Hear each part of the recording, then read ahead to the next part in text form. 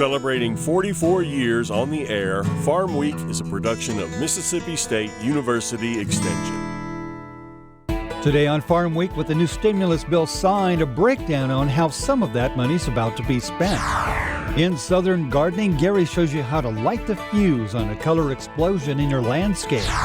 In the markets, with planting about to get underway, a special report on cotton with input from 3 American experts. And in our feature, Making the Mississippi River Deeper.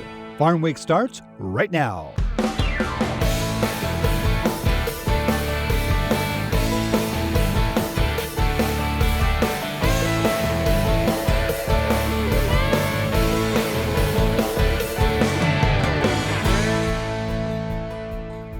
Hello everybody, thanks for joining us today on Farm Week. I'm Mike Russell. A year ago, COVID-19 was declared a worldwide pandemic. Needless to say, no one avoided at least some kind of impact. The federal government has now issued a third round of rescue funding with the signing of the latest stimulus bill. Farm Week's Jonah Holland breaks it down.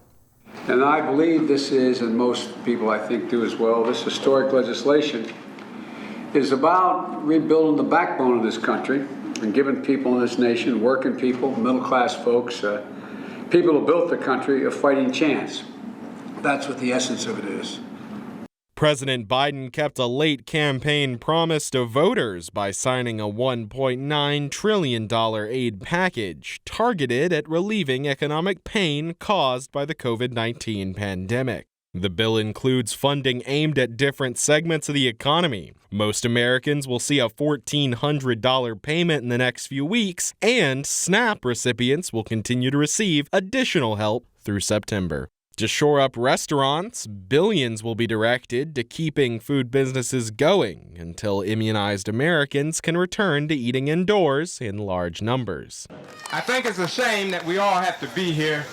An unprecedented $4 billion was set aside as debt relief for farmers of color. They'll see direct and guaranteed loans with the USDA forgiven as partial settlement for the Pigford discrimination lawsuit settled in 1999. Local governments with shortfalls due to the pandemic will be able to take advantage of a $340 billion pool of funds. The money can also be used for infrastructure like water, sewer, and broadband projects in rural areas.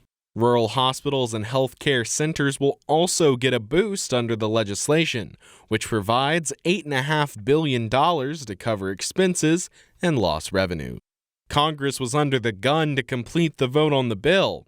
The current extension of unemployment benefits was due to run out days ago. With the bill signed, unemployment workers will continue to be paid without interruption. Reporting for Farm Week, I'm Jonah Holland. We have 2 stories in today's show related to the Mississippi River, obviously a major lifeline. The first is about a group that feels a deep responsibility for what happens along the banks of the mighty river. It's called the Mississippi River Cities and Towns Initiative. The members had their annual meeting recently. Josh Pittner has more.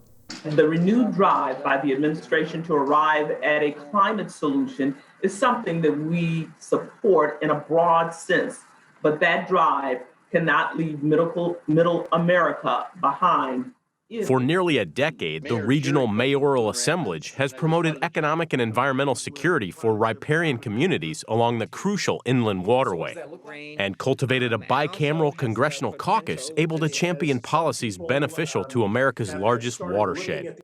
While unveiling their own plan to address presidential priorities, Rivertown mayors and emergency management officials called on federal lawmakers for pandemic support and authorization of new natural disaster-related revolving loan funds.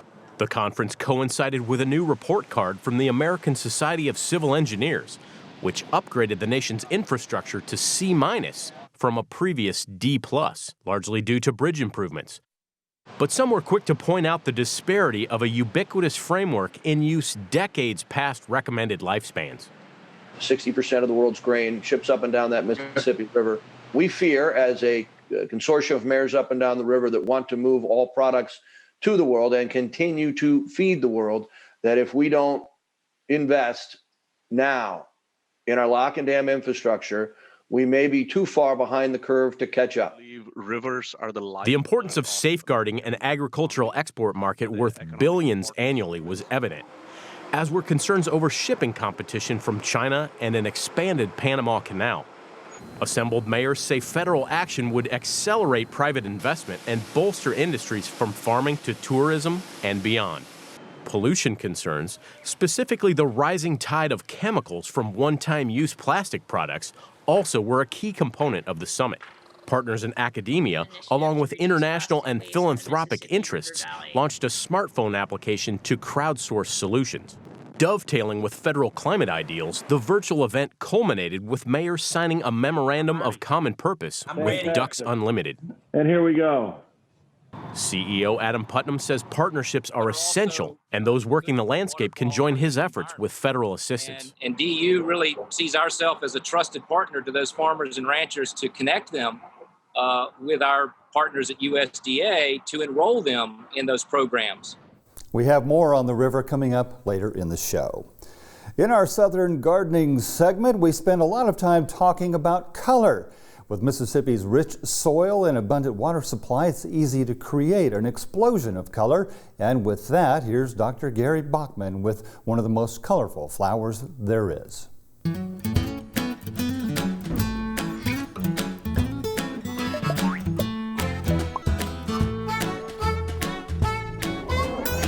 I think one of the classic summer plants for our Mississippi gardens has to be Bougainvillea.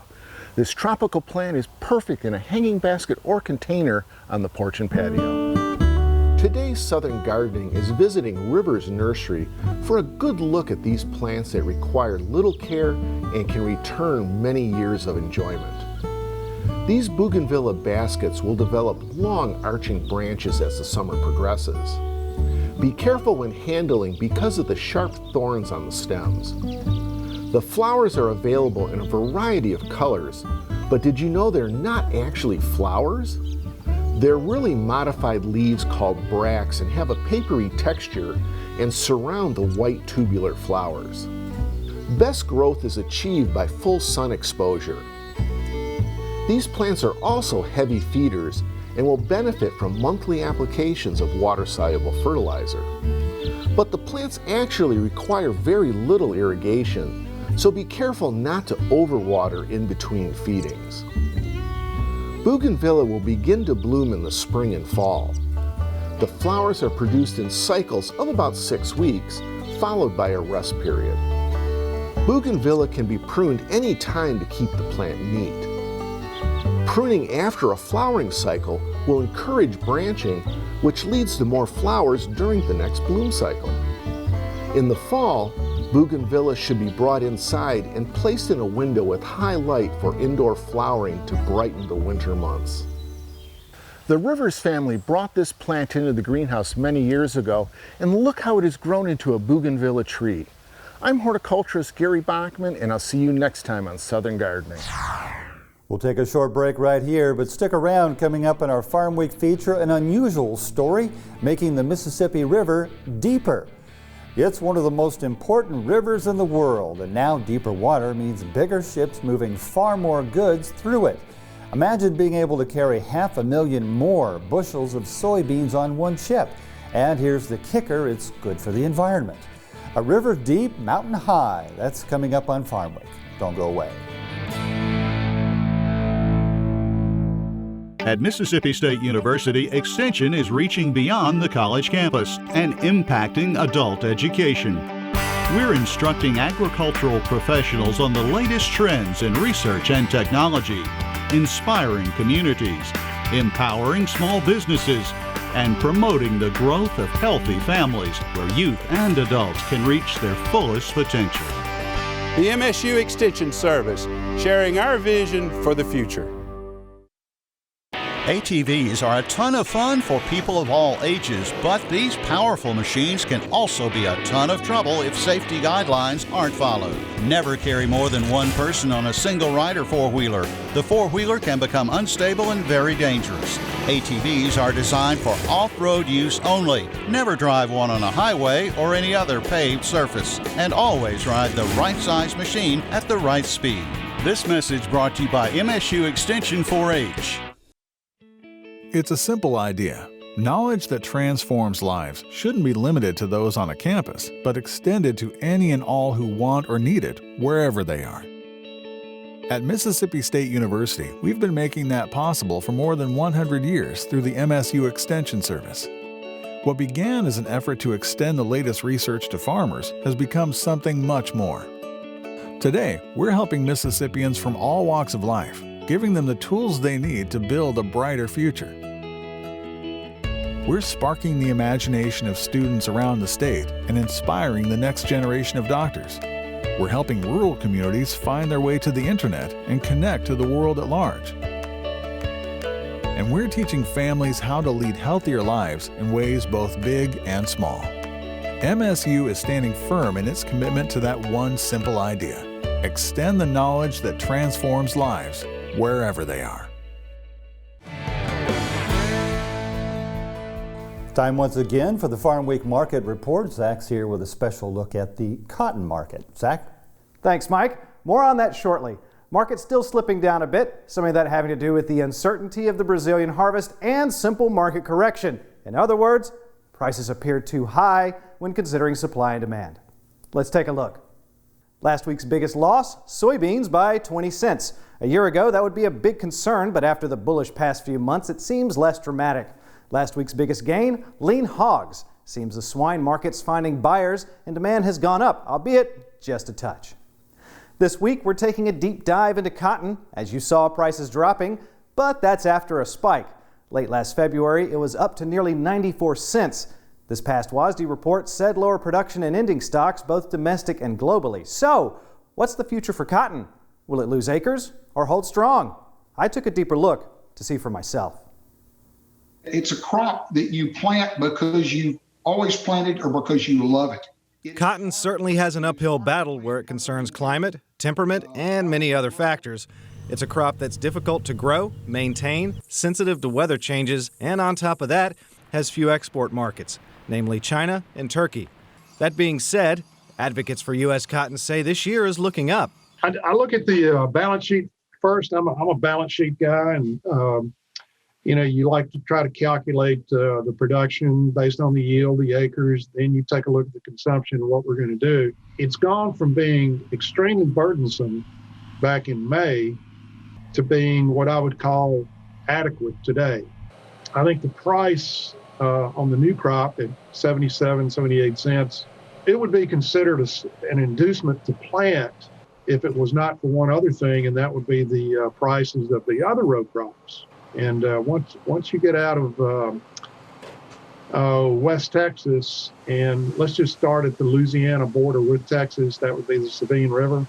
Basically, all the states east of the Sabine River plant cotton and have alternatives. Which brings up another major point to cotton growers. With the rise of grain crops in the markets, how can cotton compete land-wise? We've seen thousands of acres transformed into soybeans, corn, rice, and wheat. So, is there an acreage battle taking place? You are in an acreage battle every year, and cotton will rise. When they see soybeans and corn rise like this, they know we will lose some acres in the south. And as a result, you're going to have to go up to keep those acres. It's no coincidence we do a cotton story here in Mississippi.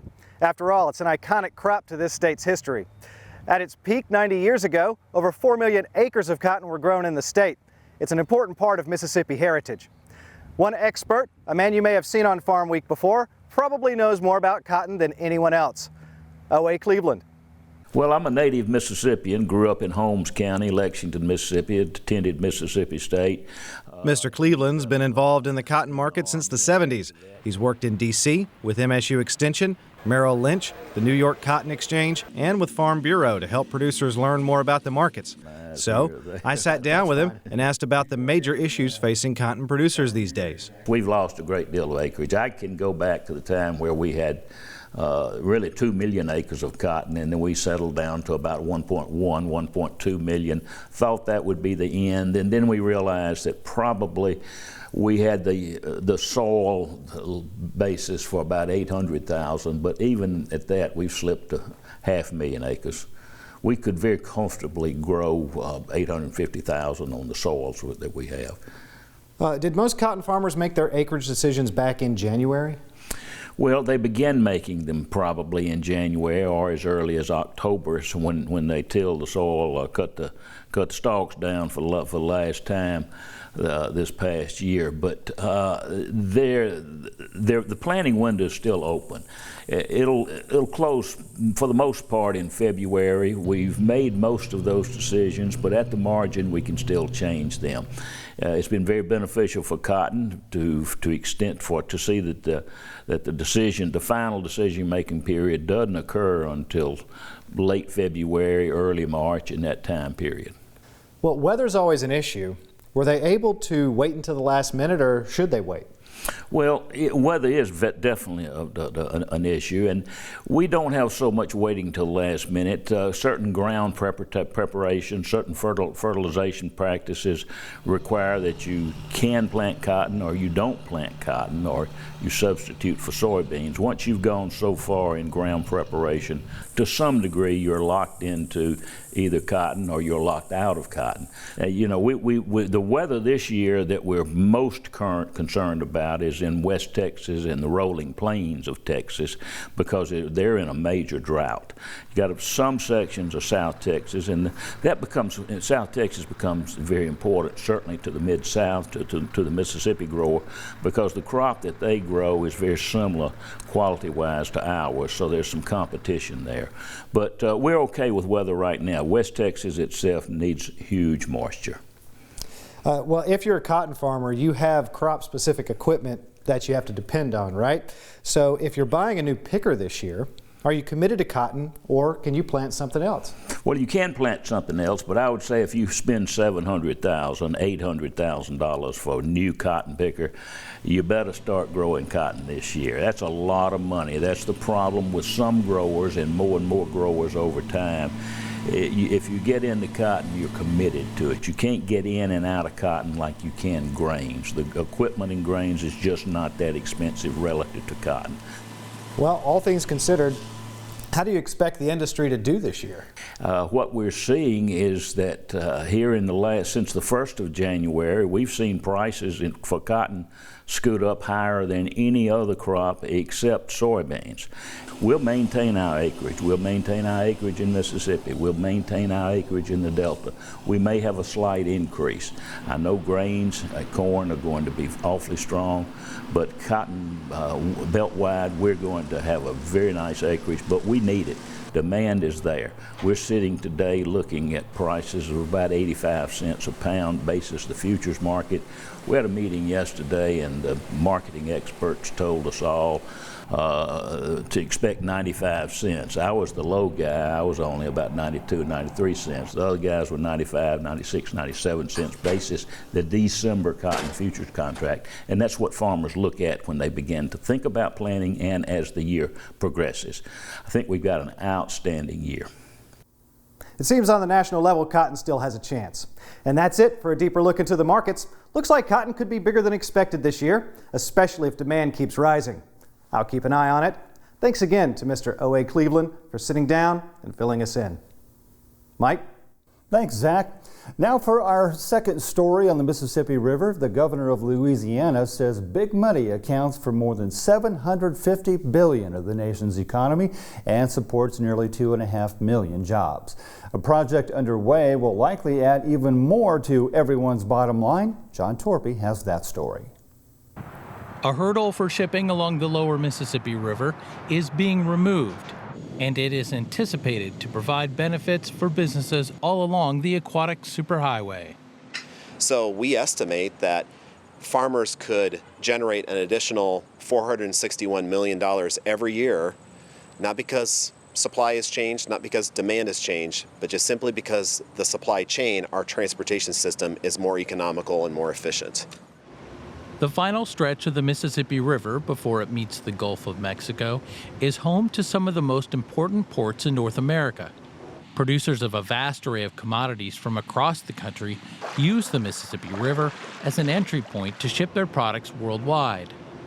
This month, the state of Louisiana and the Army Corps of Engineers teamed up to deepen the shipping channel from 45 to 50 feet, making way for bigger ships and more commerce. And we are connected to every state along the Mississippi River. And the 256 miles that this dredging will work, I think will really create an additional $1 million+ per vessel in a sense of capacity, because they can now go deeper, which means they can carry more, which means they can sell more for the same shipping cost of that one vessel.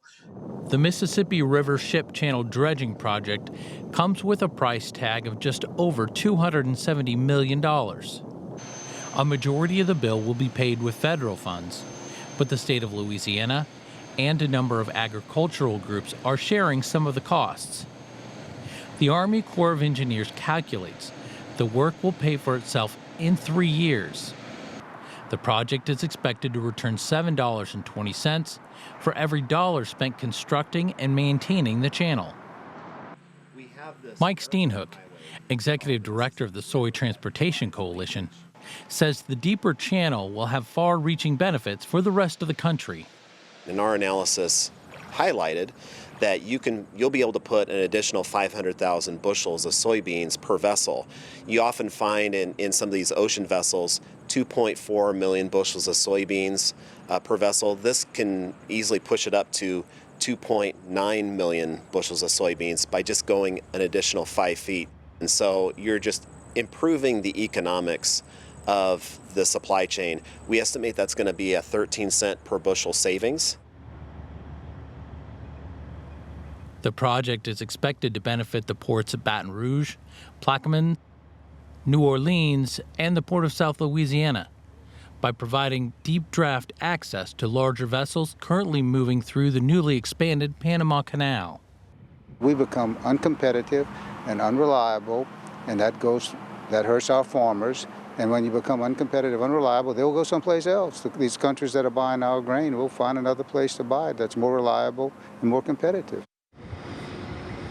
For products headed to overseas markets, a shallow channel was forcing some cargo vessels to leave the port at less than full capacity.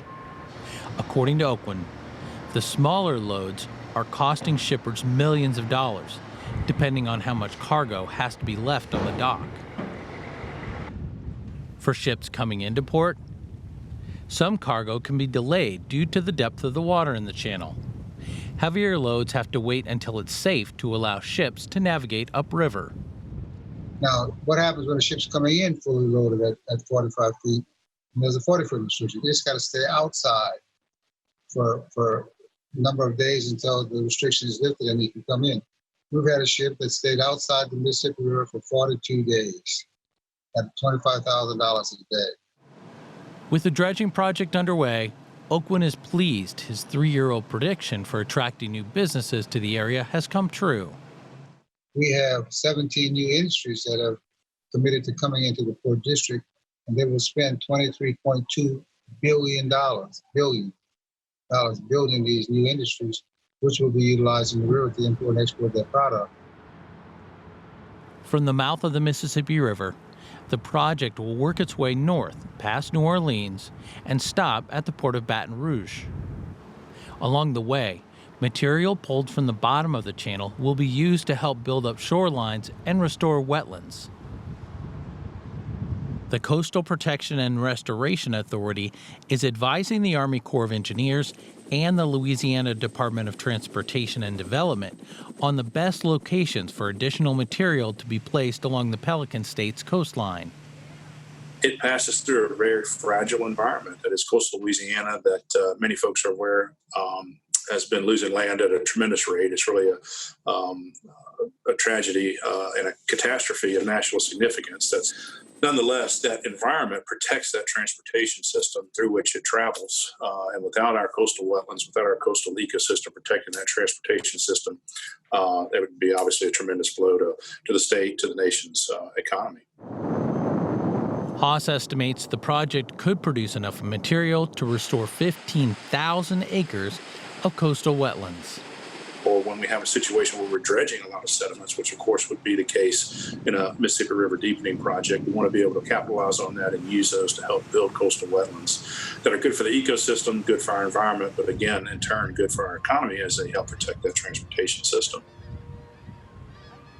You don't want to grab a shark by the tail because that shark won't eat, that shark won't do anything, and it has to keep moving to do that.